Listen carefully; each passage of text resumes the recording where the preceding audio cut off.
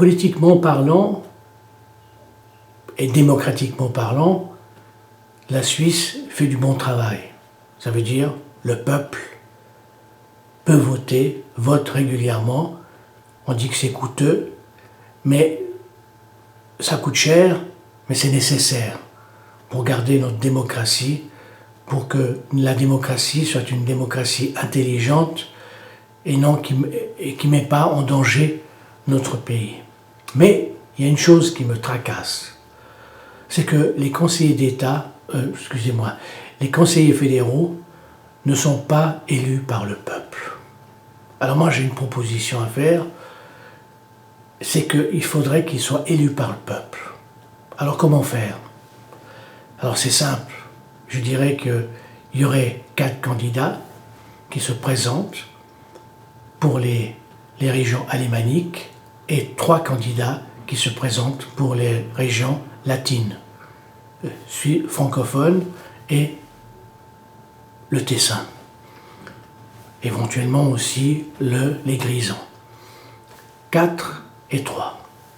C'est le peuple qui doit choisir et non les conseillers nationaux. Ensuite, choisir un président. C'est possible. Le peuple doit choisir son président pour 4 ans. C'est une bonne chose.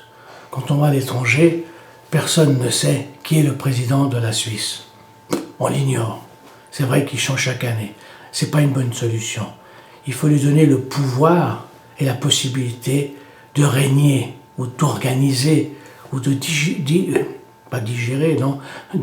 diriger le pays pendant 4 ans. Et bien moi je propose que ce soit un président élu par le peuple, un président tantôt alémanique et tantôt latin. 4 ans, 4 ans. Impossible d'être élu 2 fois.